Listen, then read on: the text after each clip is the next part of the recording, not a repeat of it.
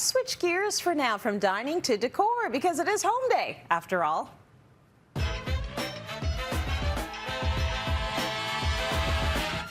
Statement lighting comes in many shapes and styles. Whether your space dominates with a gorgeous chandelier or an eye-catching low light, fabulous lighting can transform a room, much like a great statement piece of jewelry ties together a perfect outfit. So Amanda is here to bring together design and fashion once again. Hey, Amanda. Hey, Tracy. Thanks again for having me on. So last time we did a segment, I spent some time making linkages between fashion and how we can take some of those lessons and apply them to decoring. Sorry, how we can take some of those lessons learned and apply them to how we decorate our home.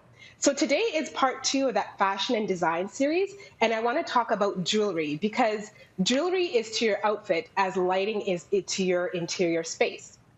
And there are 3 F's that come into play when we're thinking about selecting the right lighting, especially in an open concept space where it's really on trend. A lot of people are blowing out walls if they're doing renovations or designing new homes that are open concept. So it's really, really important to get that lighting piece correct. Okay, I love the idea of linking the two, and I love statement jewelry. So let's talk a little bit about what we need to be looking for when we're choosing our lighting.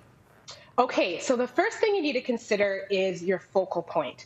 Again, being in an open concept space, we typically have our kitchen and our dining room and even our living room open to the viewing eyes. So it's really important to create a focal point and then have other lighting complement it. So what I mean by that is, say in your living room, it's typically the bigger space. And so you want to have that be your focal point. You can choose a larger chandelier if you have vaulted ceilings, and then pare down the size to have it complementary but not fighting for attention.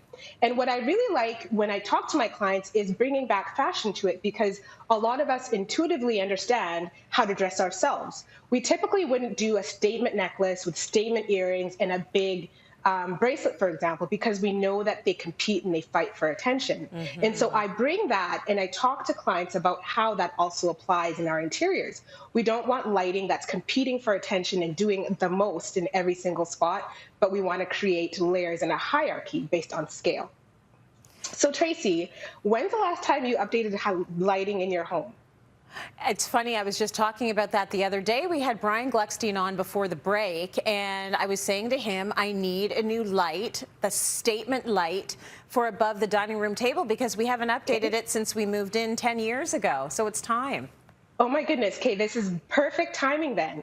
And so one thing I like to do, for example, is look at my outfit. So right now, this is my statement, this is my focal. So hierarchy-wise, this is dominating. The complementary pieces would be, say, this understated necklace. They are speaking the same language, they're both in the same finish, but there's a hierarchy, and one is not necessarily competing for attention with the other.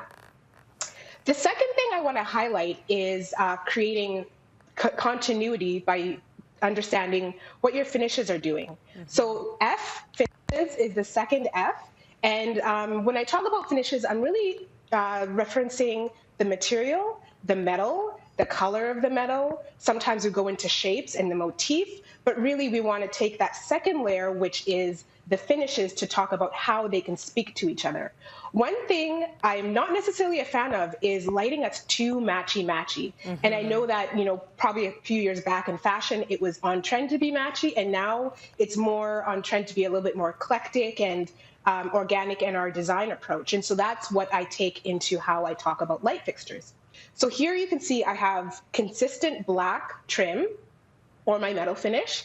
I have white frosted glass, but then my shapes are very different. So that creates interest because they're speaking to each other, but not necessarily speaking the exact same language. And then that creates a little bit more of organic, effortless look when it comes to selecting your lighting. Okay, I'm in big agreement about the lack of matchy-matchy. If it's too matchy-matchy, it just looks like a little bit too overdone. Exactly. And so as far as the trends, do you have a strong preference? I know that brass is everything right now, the golden brass finish.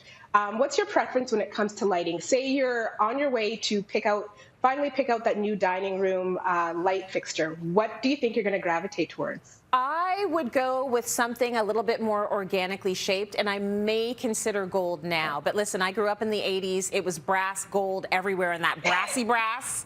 So, like, I'm a little scared about jumping into that again, and I know it looks better now. It's more contemporary, but yeah, I might dip into the golds. What I would say is if you want to just dip your little toe in, go for the mixed metal approach. And so mixed metals are definitely safe. I'm more of an organic maximalist, so I love a lot of different textures. One thing I would say, if you are going to go for a brass fixture, knowing that your other fixtures are not, is to get a little bit of brass and then tie in the rest of the fixtures to whatever you have. So what I mean by that is if you're going to go for mixed metals, go for black and brass on all of your light fixtures, as opposed to one brass, one chrome, one black. Thank you, Amanda. Great lesson. I like how you make lighting a little bit more accessible for the less design savvy among us.